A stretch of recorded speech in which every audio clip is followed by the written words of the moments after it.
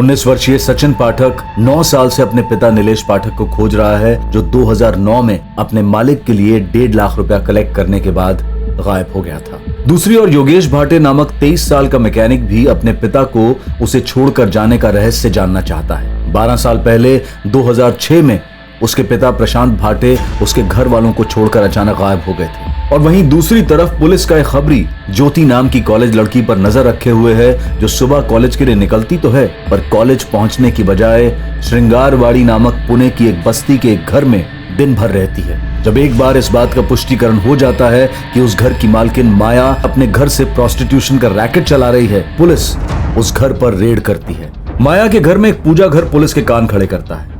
उन्हें पूरा आभास होता है कि उस कमरे में कोई और संदेहजनक गतिविधि हो रही थी। इस छापे के तुरंत बाद माया का दलाल पुरुषोत्तम माया के तथाकथित प्रेमी विनोद दोषी को इत्तला करता है और अंडरग्राउंड हो जाता है। माया के सारे पड़ोसी दावा करते हैं कि वो किसी किस्म का जादू टोना वगैरह करती है। अब पुलिस को एक लीड मिलती है जब उन्हें मोहल्ले की पुरानी रहवासी दुर्गा काकी द्वारा पता चलता है कि माया ने झूठ कहा था कि वो विधवा है। दरअसल सालों पहले उसका पति उसे छोड़कर चला गया था और उसका पति और कोई नहीं बल्कि प्रशांत भाटे है और माया के 2 बेटे हैं, जगदीश और योगेश।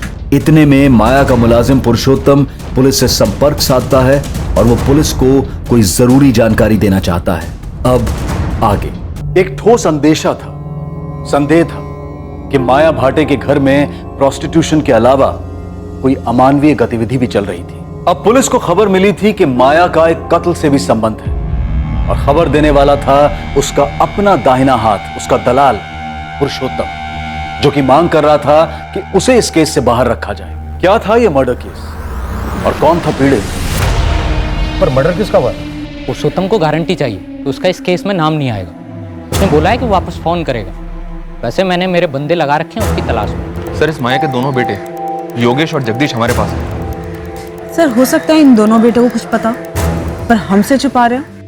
जगदीश दादा, आपने कैसे मान लिया कि बाबा हमें ऐसे ही छोड़ के चले गए?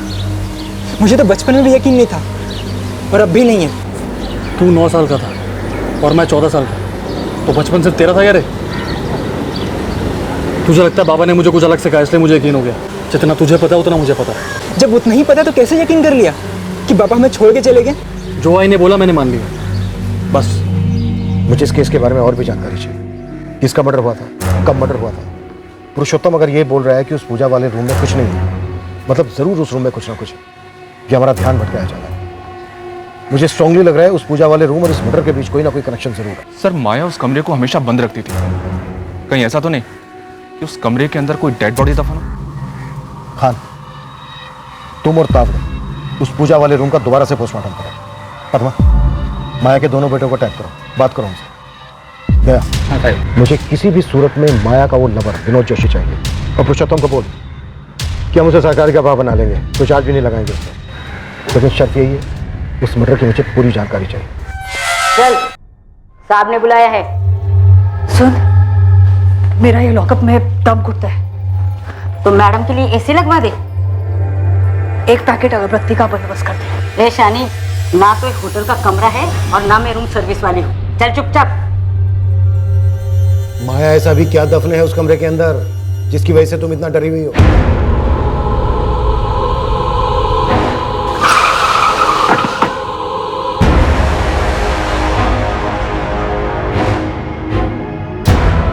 दावड़े सर, इस कमरे की हर दीवार का 1-1 इंच बाहर निकल कर देखना है। 100% अंदर कुछ है। सर, लाश। चलो काम पे लग जाओ। जी सर।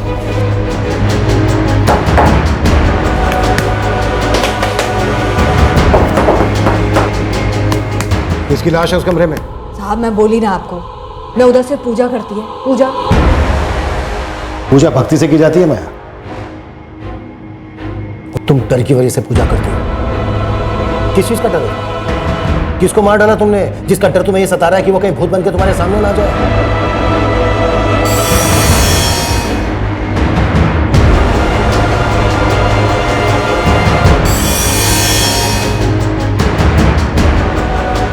साहब, उधर कोई लाश नहीं है।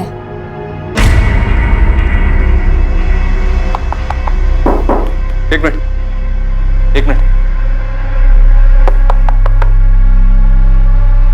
ए तावड़े इधर सर। ये सुन जरा। हाँ सर, कुछ हो सकता है। दीवार को तोड़ो।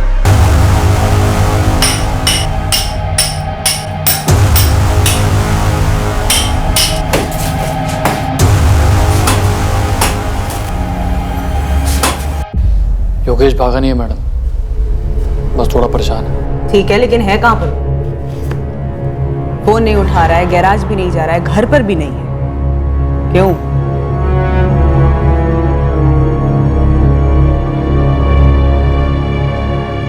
दरअसल जब वो 9 साल का था तब से ऐसे ही गुमसुम रहता है, और बाबा के जाने के बाद वो बहुत शांत हो गया। तुम पर कोई असर नहीं हुआ? हुआ मैडम, लेकिन हर कोई अलग होता है। सचिन पाठक को जानते हो तुम? नहीं, कौन है? तुम्हारे छोटे भाई योगेश जैसा ही है, गुमसुम, परेशान। और अजीब बात पता है क्या है? उसके बाबा भी कई सालों पहले ऐसे ही गायब हुए थे। नीलेश पाठक नाम है। ये नाम कभी सुना है? नहीं मैडम, ये नाम कभी नहीं सुना। सचिन पाठक या नीलेश पाठक, इत्तेफाक भी तो हो सकता है ना मैडम। कितने लोग यूं ही गायब हो जाते हैं इस दुनिया में। ये बात भी है। अच्छा जगदीश, एक बात बताओ, तुम्हारी माँ माया ने किसका मर्डर किया था? ये क्या बोल रही हैं आप? 3 साल पहले तुमने घर छोड़ा, ऐसा तुम्हारी माँ माया ने बताया। हाँ तो? उसके बाद तुम्हारे छोटे भाई योगेश ने घर छोड़ा। जी, लेकिन लेकिन क्या? तुम दोनों भाई जानते थे ना उस घर में कुछ चल रहा है? मैडम, हमें तो बस आई के वही धंधे से दिक्कत थी, उसके अलावा हमें कुछ नहीं पता।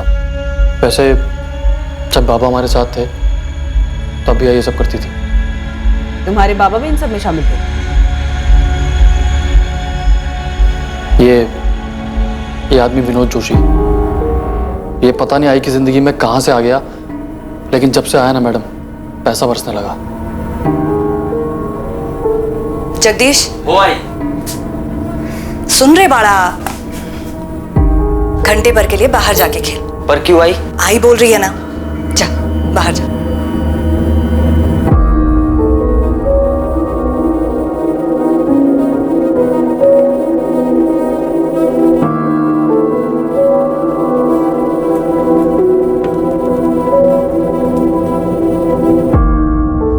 अरे जगह ओ ठीक है, आइसक्रीम वाइसक्रीम खा। हाँ, चॉकलेट वाला। बाबा कारपेंटर काम करते थे दोपहर में। आई के पास अलग अलग लोग आते थे। ये समझने में ज्यादा देर नहीं लगी कि क्यों आते थे और वहां क्या होता था।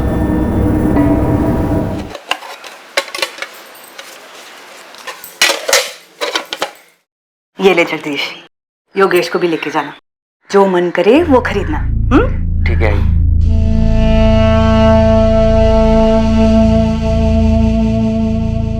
हम बच्चे थे, नई नई चीजें खरीदना अच्छा लगता था। योगेश और छोटा था, ना ही उसे कुछ समझ में आता था, ना ही कुछ पता चलता था। मैंने भी उसे कभी समझाने की कोशिश नहीं की। किसी भी बच्चे के लिए आसान नहीं होता है ये जानना कि उसकी मां धंधा करती है। मेरे को मालूम है कि मेरे को सिर्फ पैसा चाहिए था, एक अच्छी जिंदगी चाहिए थी, मेरे लिए, मेरे बच्चों के लिए, और कुछ नहीं। मैं तुम्हारे धंधे की बात नहीं कर रहा हूं, कत्ल की बात कर रहा हूं। किसको मारा था तुमने? मैंने खुद को मार डाला साहब, पैसों के लालच में। मैं खुद रोज मरती थी। मैं अपने पति की कमाई से खुश नहीं थी। वो तो बस एक कारपेंटर था, उसकी कमाई से कुछ नहीं होता था। देख माया, मैं जितना कमा सकता था उतना कमा रहा है, इससे ज्यादा नहीं होगा। बस ये समझ लिए हम लोगों की किस्मत में इतना ही है। पढ़ी लिखी नहीं है लेकिन इतना जानती है, गरीब पैदा होना किस्मत की बात है, लेकिन गरीब मरना बेवकूफी। तो ये भी जानती होगी ना, ये जितना चादर होता है उतना ही पैर फैलाना चाहिए। शादी के टाइम पे एक दूसरे का औकात बराबर से मालूम था ना हम लोग को। तो क्या औकात बदला नहीं जा सकता? जितना कमाता हूं उतना ही है, नहीं हो पाएगा उससे ज्यादा मेरे से। और ये फालतू का ना सपना देखना बंद कर दो।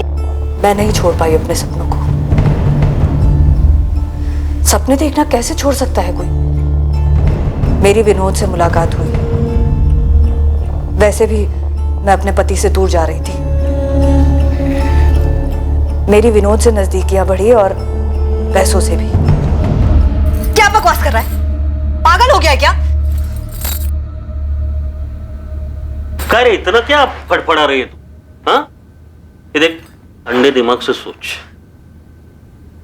जो तेरे मेरे बीच में है, जो तेरे और प्रशांत के बीच में है, वही तो करने को बोल रहा हूँ तेरे को। विनोद, मेरे साथ ऐसी बात करने का नहीं। निकल इधर से। ओ बाबा, जाता हूँ मैं, लेकिन ना तू खुद चल के सामने से मेरे को ये बोलेगी, और वो भी लव कर। माया, अरे लेकिन बैठना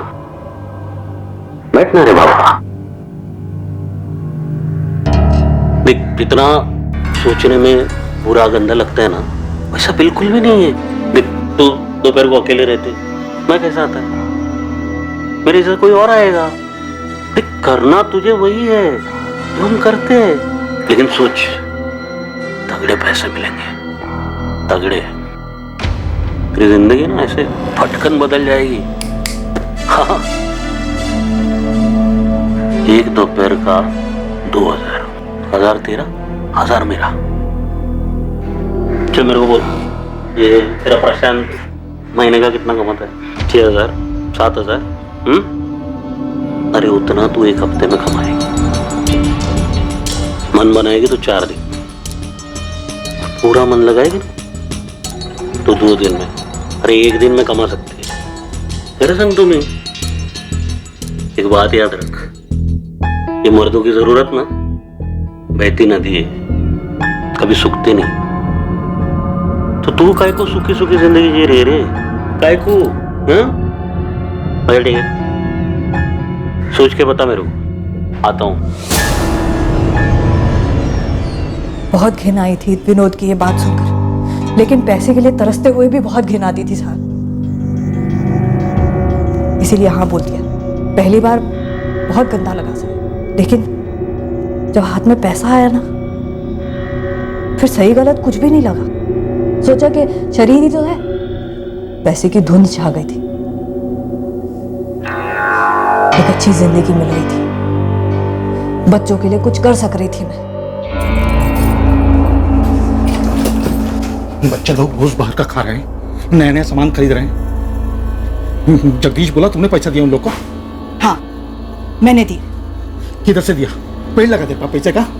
मैंने कमाए हैं। किधर से कमाए? कमाए बोले तो किधर से कमाया?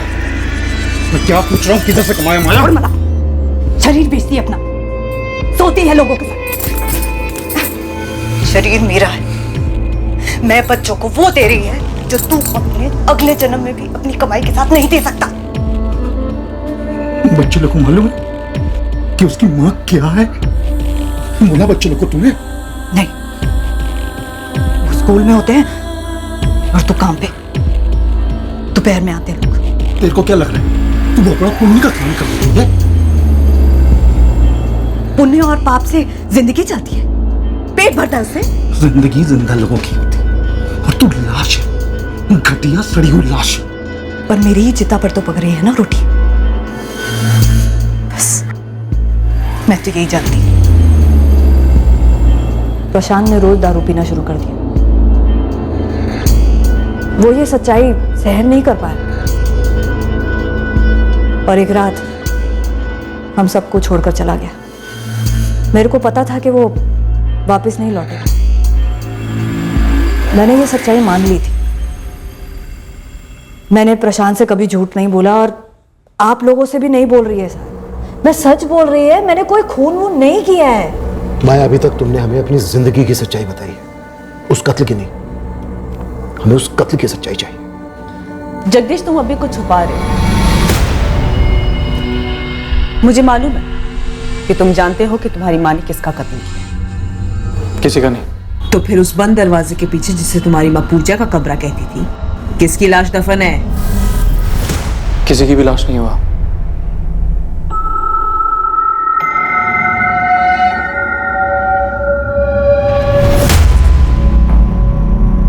सर, यहाँ तो कोई दिख नहीं रहा।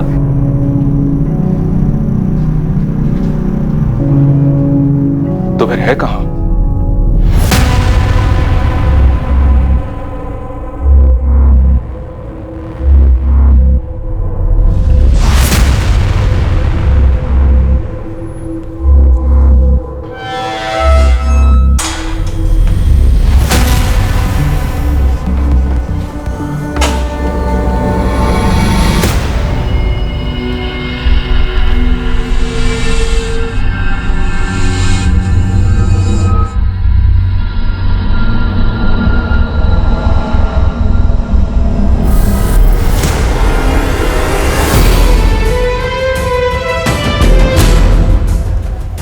कौन है? ये मेरे बाबा है। तुम्हारा नाम क्या? सचिन पाठक। क्यों? नहीं, ऐसे ही पूछा।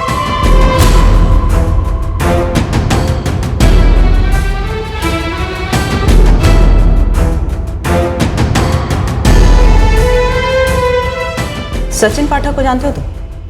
नहीं। कौन है? उसके बाबा भी कई सालों पहले ऐसे ही गायब हुए थे। नीलेश पाठक नाम है। ये नाम कभी सुना है? मेरे बाबा है। जब दिल अपराध बोध में डूबा होता है तब घृणा अपने कुकर्मों से नहीं बल्कि खुद से होती है। माया के घर में कुछ छुपा जरूर था जो पुलिस के हाथ नहीं लगा था, लेकिन वहां जो था उसके बारे में कई लोग जानते थे और अच्छी तरह से जानते थे। एक अजीब इत्तेफाक कहिए, एक एक्सीडेंट कहिए या नियति का लिखा कहिए, जो भी कहिए, पर इस आम से दिखने वाले एक अवैध कोठे पर हुई इस साधारण सी रेड की वजह से कई असाधारण सच्चाइयां उभरने वाली थीं जो कि सालों से खामोशी के कफन में दफन थी।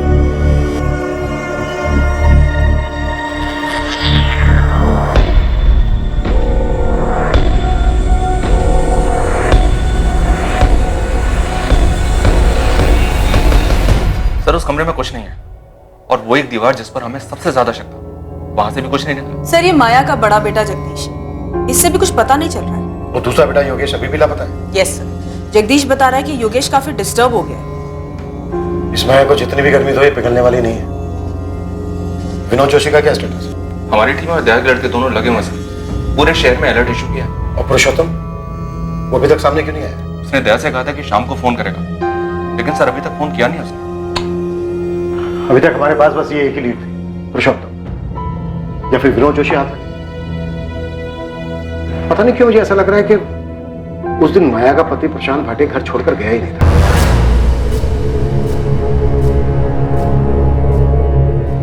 बारह साल हो गए, 12 साल से लेकर आज तक उसकी कोई खबर नहीं।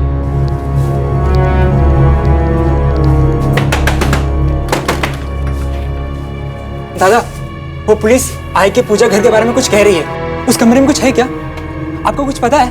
योगेश बावला हो गया। मुझे 1000 बार बता दिया, मुझे कुछ नहीं पता। बाबा का है? मुझे भी उतना ही पता जितना तुझे पता है। जी अपनी जिंदगी और मुझे भी जीने दे। 12 साल हो गए उस बात को, कब तक परेशान रहेगा? बाबा में छोड़ के चले गए थे, अब जाने दिन सब बातों। नहीं, वो हमें छोड़ के नहीं गए थे। दादा सच बताओ, क्या बाबा कभी गए भी थे? मुझे तो हमेशा से ही लगता था कि हमें ये शहर पहले ही छोड़ देना चाहिए था। इससे बाबा मिल जाएंगे क्या? नहीं, पर तेरे दिमाग में तो नहीं रहेंगे ना? रहेंगे, और तब तक रहेंगे जब तक मुझे सच्चाई पता नहीं चल जाती। क्योंकि ये जो बोला जा रहा है नाई, ये झूठ है। और ये तो तू भी जानती है नाई, कोई तो ऐसा होगा नाई जो सच्चाई जानता हो। बाबा को कोई दोस्त या कोई भी।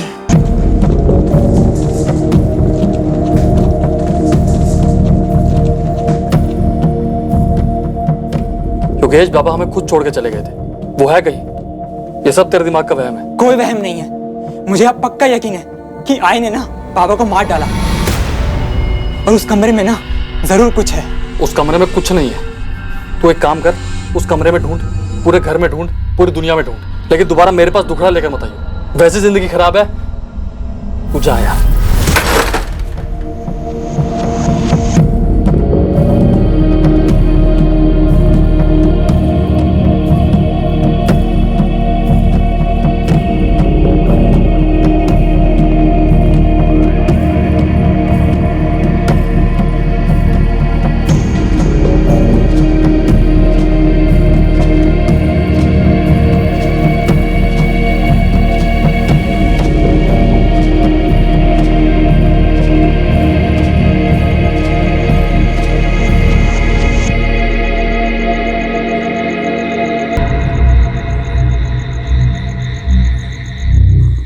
माया,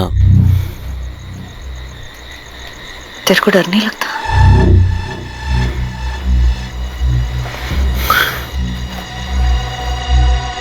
नहीं, और तू भी डरना छोड़ दे माया। क्यों किया मैंने ये सब कुछ? खुद के लिए, तेरे बच्चों के लिए, अरे हमारे लिए माया। क्या करेगी मैं इतने पैसे का? क्या इन पैसों से मैं अपने पुराने पाप धो सकती है? अपना भविष्य, अपनी खुशियां खरीद सकेगी? मेरे को तो ये भी नहीं पता है खुशियां होती क्या है।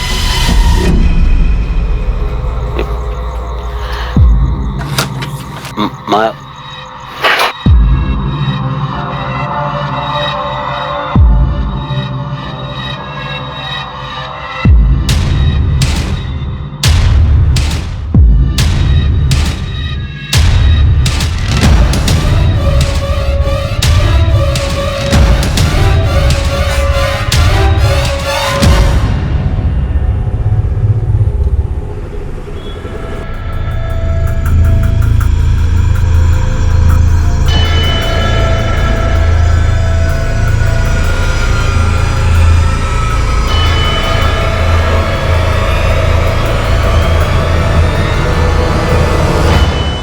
किसका मर्डर हुआ? मुझे नहीं पता साहब, मैं तो उसका थोबड़ा भी नहीं देखा था साहब। मैंने सिर्फ उसकी लाश ठिकाने लगाने में मदद की थी साहब। कब की बात है ये? कई साल हो गए साहब, याद नहीं। लाश कहाँ ठिकाने लगाई थी? वो जंगल में साहब। कौन से जंगल? कातरज के जंगल में।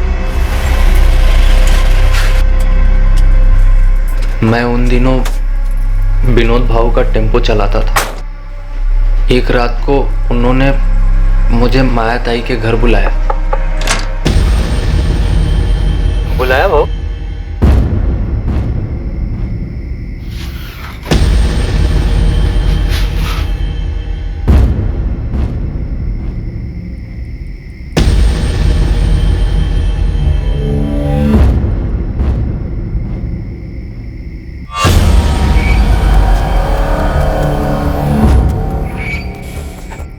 ये कौन? लाश है आदमी, ठिकाने लगा। नहीं बाबू, लेकिन ये मुझे बताओ ये है कौन? इतना जानना जरूरी नहीं, समझा ना तेरा? गपचूप। मुझे बस इतना ही मालूम है साहब, बाकी सारी बातें वो दोनों जानते हैं, विनोद भाऊ और माया ताई। मर्डर किसका हुआ है अगर यही नहीं पता चला तो तेरी टिप खोटी है ना, कोई मतलब नहीं है उसका। जगदीश जानता है साहब। क्या जानता है जगदीश? वो जानता है मर्डर हुआ था, तो ये भी जानता होगा किसका हुआ था। लेकिन भाऊ मुझे पता ही है ये है कौन, ये सब कैसे हुआ? बहुत पूछने लगा बे तू, हाँ? इतना जानना जरूरी नहीं, समझा ना तेरा? गपचूप, उठा।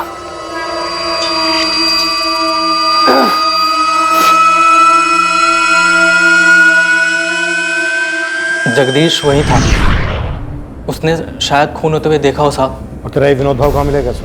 पूर्वी लॉज। हो सकता है पुरुषोत्तम झूठ बोल रहा हूँ, फिर भी एक चांस लेते। पूर्वी लॉज से विनोद को उठाओ और कातरज पुलिस से बात करो। मैं जगदीश और माया इनसे दोबारा बात करता हूँ।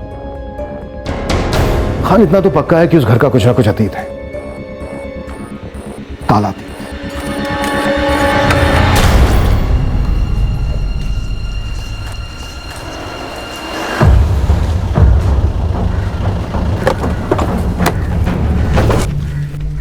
कुछ पता चला क्या साहब?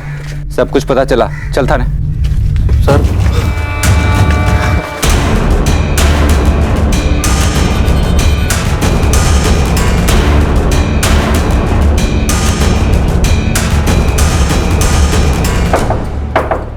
Room service.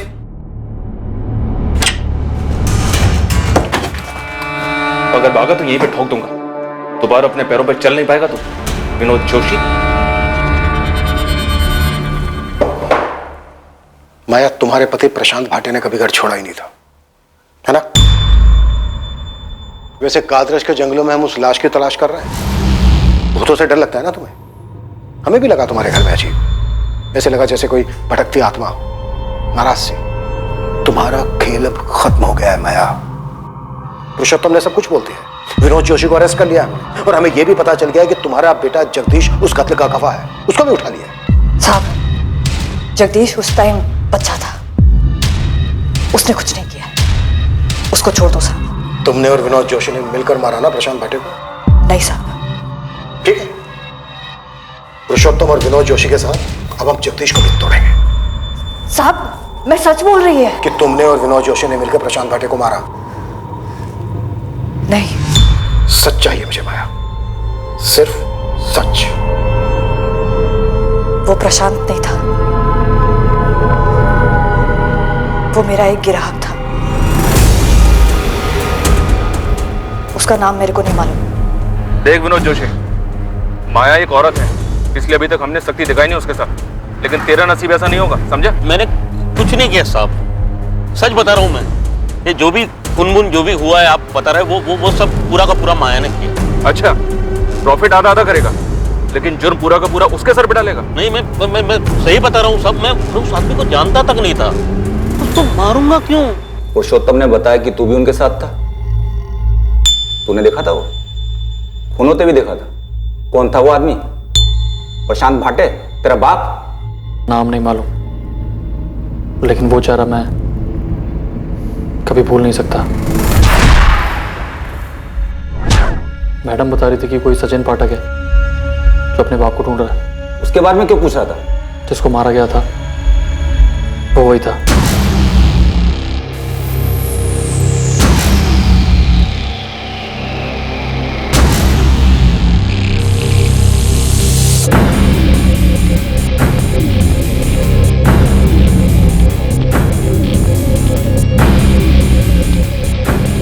मेरे को लगता है ये मर गया।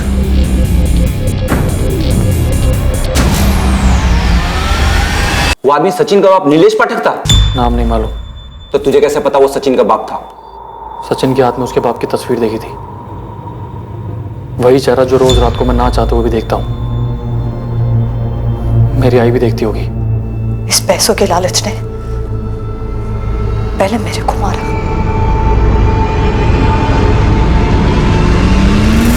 फिर मेरे हाथों उस ग्राहक को मरवाया।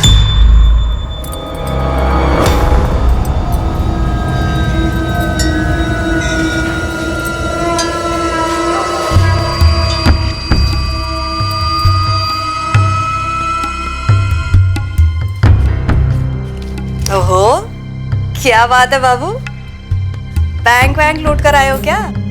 हाँ। अरे तो फिर तो बोनस वोनस बनता है ना। इतने टाइम से लुटा रही है तेरे पे, 5,000 तो निकाल उस बंडल से। 2,000 भी तेरे औकात के हिसाब से बहुत ए, औकात की बात करता है? औकात? अब तो मैं 5,000 ही लेगी। देख, सोड़। क्या करगी तू? सोड़। साली क्या साली?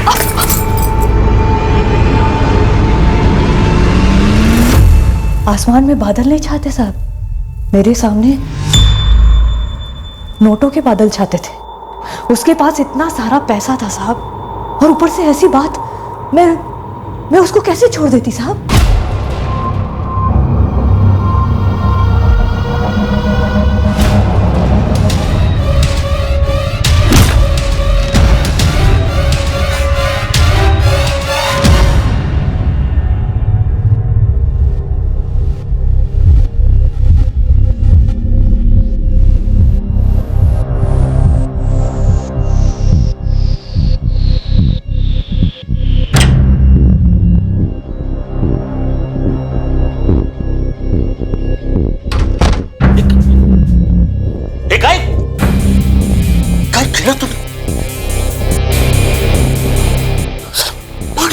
नोटों की गड्डी लेकर घूम रहा था साला।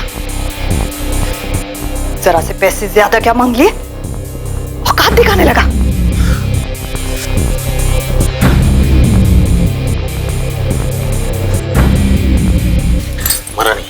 मरा नहीं है, सांस चल रही। अस्पताल लेके चलते। चुप, वो बच गया तो हम लोग बच जाएंगे।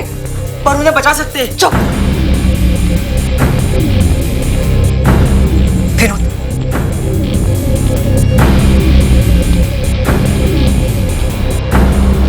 नहीं आई। ये क्या कर रही हो?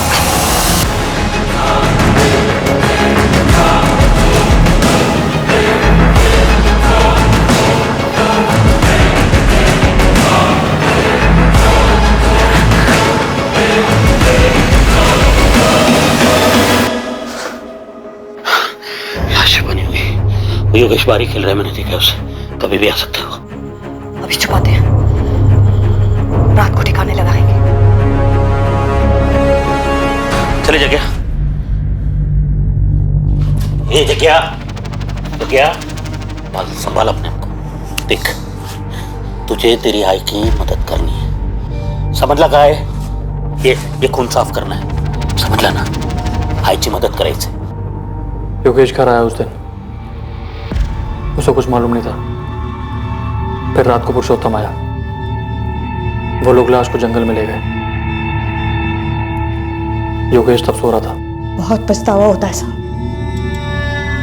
जब घिन सब आती है, लेकिन समझ नहीं आता साहब कि वो नोटों को देख के क्या धुन सवार हो जाती है। सर, ये था वो आदमी जिसको इन्होंने मार डाला। तो नीलेश पाठक है ना, सचिन का बाबा? हाँ सर, जगदीश को याद था ये चेहरा।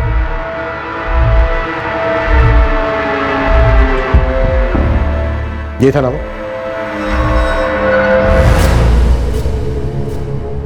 सचिन, तुम्हारे बाबा नीलेश पाठक अब इस दुनिया में नहीं है। क्या हुआ था उनके साथ? कत्ल हुआ था उनका। कत्ल? क्यों? किसने किया? क्यों किया? तुम्हारे बाबा एक कोठे पर जाते थे, शंकरवाड़ी। कोठा?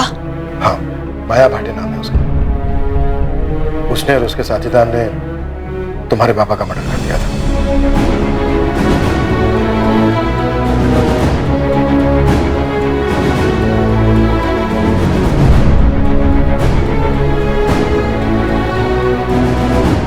सचिन का पिता नीलेश पाठक 21 जून 2009 को अपने साथ एक 1.5 लाख की कलेक्शन कर अपने घर लौटने से पहले माया के घर गया था।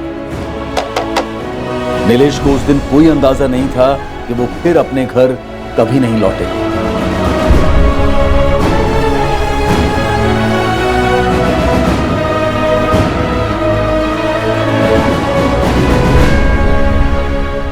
जुलाई 2009। हाँ, इस केस फाइल के हिसाब से 2 जुलाई 2009 को यहाँ कातरज के जंगल में एक लाश मिली थी।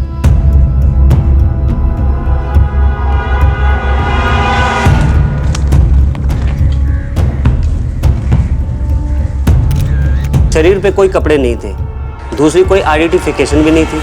उसके बाद उसे 7 दिन तक मुर्दाघर में रखा गया, पर कोई मिसिंग कंप्लेंट मैच ही नहीं हो रही थी।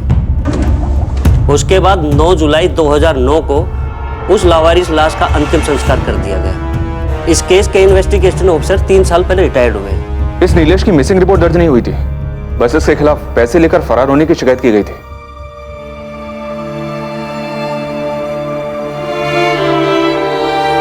बाबा चोर नहीं थे, उनका मर्डर हुआ था उसी रात। कैसे? एक युवक की 9 साल की तलाश अपने पिता के लिए एक दर्द भरी असलियत के खुलासे से खत्म हुई। पुलिस का इंट्यूशन कहिए, अंदेशा कहिए, लेकिन उस पूजा घर को लेकर संदेह की वजह से पुलिस सचिन के पिता नीलेश पाठक की हकीकत जान पाई, और वो भी पूरे 9 साल के बाद। लेकिन इत्तेफाक और आभास का यह सिलसिला अभी खत्म होने से काफी दूर था। गड़े मुर्दे और भी थे। नीलेश के मर्डर के वक्त जगदीश नाबालिग था, पर जुर्म में तो शामिल था। नीलेश का हमें बर्थ सर्टिफिकेट निकलवाना होगा, उसकी एज के साथ रिपोर्ट फाइल करनी होगी। कोर्ट को डिसाइड करने दो। और सर, वो कमरा? हाँ, वो कमरा। सर, अभी भी लगता है कुछ अधूरा है, कुछ बाकी है जिसका पता लगाना है। ये पुरुषोत्तम पूरी बात नहीं बोल रहा है। और तुम लोगों को तो वहां कोई लाश नहीं मिली। लेकिन सर, माया को जो इतना डर लगा रहता है, क्या वो डर सिर्फ एक अजनबी को लेकर या सिर्फ एक ग्राहक को लेकर हो सकता है? प्रशांत भाटे, उसका पति जो कभी घर लौटा ही नहीं।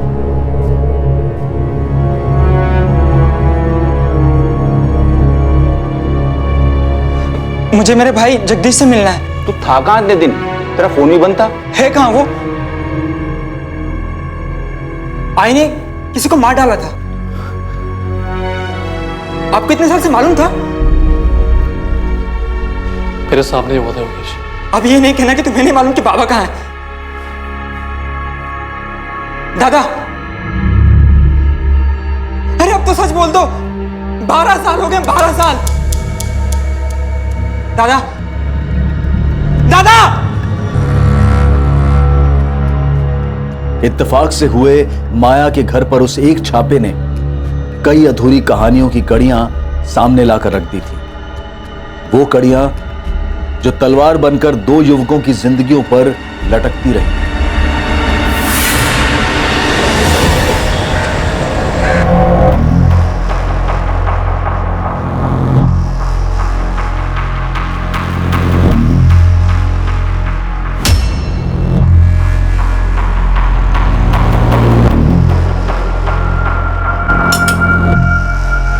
आखिरकार योगेश का बड़ा भाई जगदीश टूटा।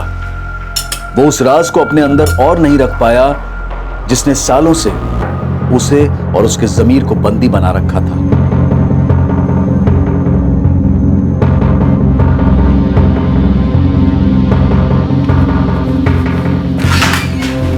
सर, जगदीश भाटे कुछ कहना चाहता है, कुछ और भी बात है। नीलेश पाठक के अलावा मेरी आई ने किसी और का भी कत्ल किया था सर। तुम्हारे पिता का?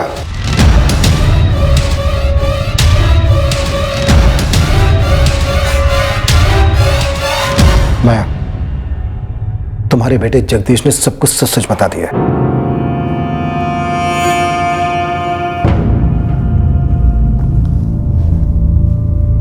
अच्छा है साहब।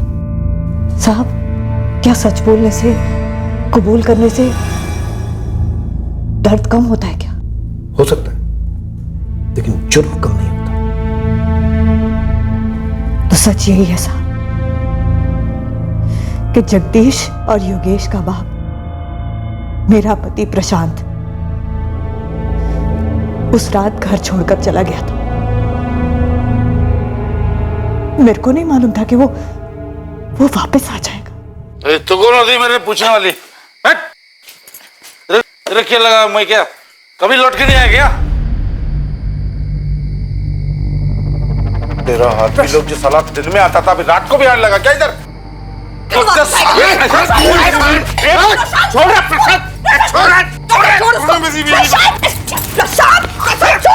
तूने मेरी बीवी को उसने कुछ नहीं किया, जो भी किया मैंने अपनी मर्जी से किया। छोड़ दिला साली।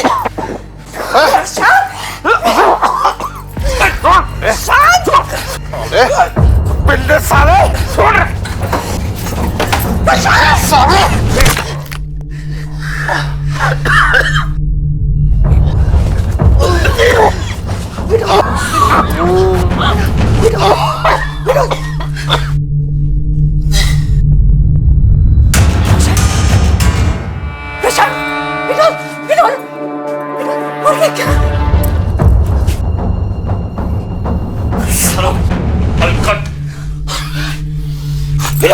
चल इसको हॉस्पिटल लेके चलते। चल चले। मारो, मार डालेंगे उसको। क्या बोल रहा है? खत्म करते उसको। विनोद, क्या बोल? खत्म करते। विनोद!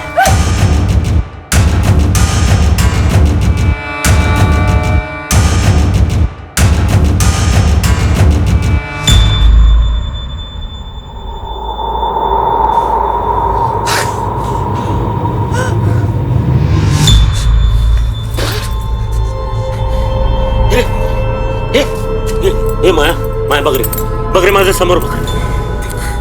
माया, तेरी बला टल गई रे, तेरी बला। इसका जाना नक्की था।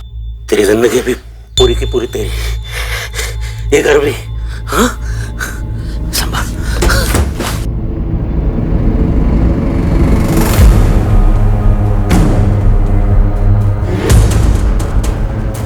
बाबा जगह जगह जगह जगह पड़ा करना पड़ा। तेरे बाबा की कसम है, तू किसी को नहीं बोलेगा ना? योगेश को कुछ नहीं बता, कुछ भी नहीं बोला उसको, नहीं बोलेगा ना? बोला नहीं बोलेगा ना?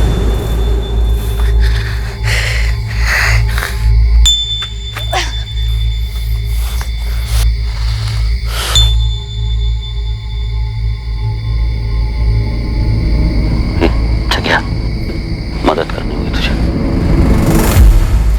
गड्ढा खोदना है।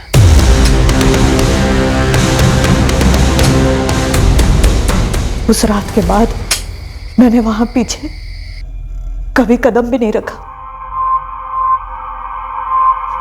जब भी वहां देखती थी तो वो खड़ा दिखता था, घूरता हुआ। मैंने ये सब कुछ क्यों किया, मेरे को इसका जवाब कभी नहीं मिला सर। पहले अपने पति को, फिर उसकी राख को। साहब, उन दोनों की आत्मा से ज्यादा ना मेरे को अपने आप से डर लगता है। क्या मैं किसी और को भी मार देगी क्या? मेरे जीते जी ना ये डर जाने वाला नहीं है साहब, ये मेरे को मालूम पड़ गया।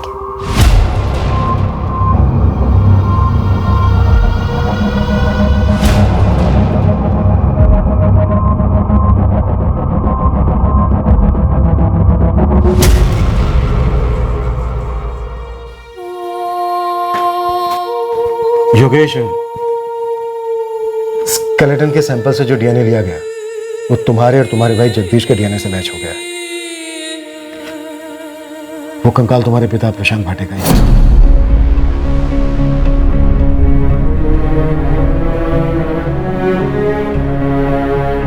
मुझे मालूम था सर, मेरे बाबा मुझे कभी ऐसे छोड़ के नहीं जा सकते थे। जगदीश पर लगे चार्जेस में इस बात का ध्यान रखा गया था कि दोनों मर्डर्स के वक्त वो नाबालिग था। विनोद जोशी और माया भाटे पर आईपीसी की धारा 302 का चार्ज लगाया गया है। 2006 में प्रशांत भाटे के कत्ल के लिए और 2009 में नीलेश पाठक के कत्ल के लिए। साथ ही दोनों पर आईपीसी की धारा 201 भी लागू की गई है, सबूतों को मिटाने के जुर्म में।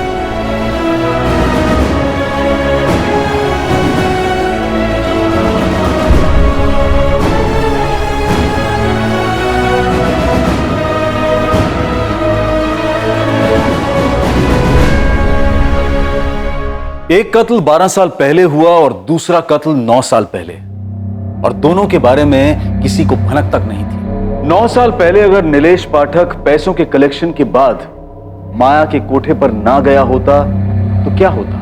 12 साल पहले अगर माया का पति प्रशांत उस रात घर ना लौटा होता तो क्या होता? आने वाला खतरा अदृश्य होता है, लेकिन जब कोई जुर्म के साए में डेरा डाले तो वो खतरे के साए से दूर कैसे रह सकता है भला? माया ने अपने ही हाथों अपने जमीर की सुई तोड़ी थी।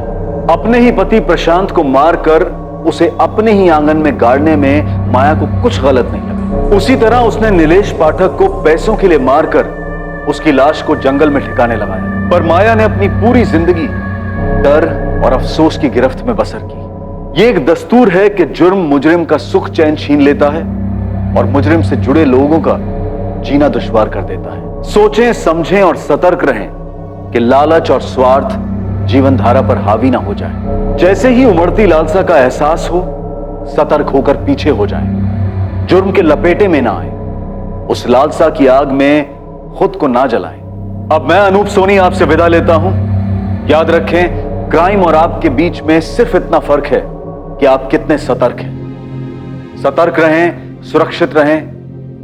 जय